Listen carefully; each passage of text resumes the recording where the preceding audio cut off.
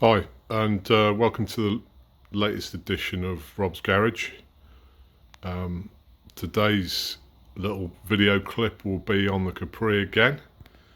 What I've installed is some line locks for the front brakes. Why do I need that?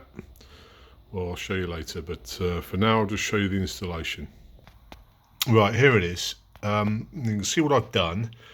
I've got the master cylinder here. On the Capri, this version of the master cylinder, it has two outlets for the front brakes and a single outlet for the rear brakes. So the rear one we're leaving alone. That's going to remain standard, but the front two, I've rerouted the brake pipes into these two solenoid valves.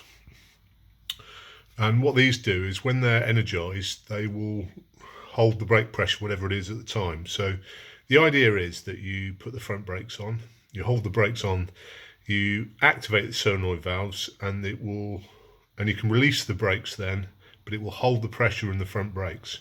So basically we've got one line coming in from the master cylinder, goes through the valve, comes out and goes to the brake itself. And because the Capri's got the two outlets for the front brakes, one for each side, we've put a valve in for each side of the brakes.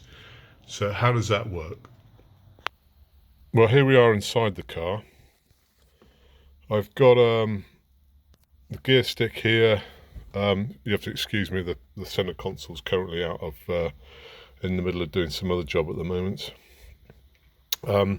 This little fun panel here, various things, we'll go through that over various episodes, but this is the one we're interested in today. So we operate with this switch. I can operate those solenoid valves. The idea being is we put the car in first gear, hold the brakes, put the car in first, activate the solenoids with our foot hard on the brake. We can take the foot off the brake then. That gives us ability to control the clutch and the throttle. In the meantime, the front brakes are jammed on, the rear brakes are free, and then we can spin the rear tyres.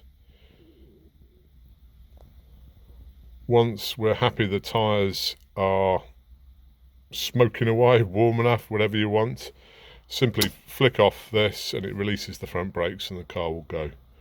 So we should be able, the idea is we can do some nice burnouts.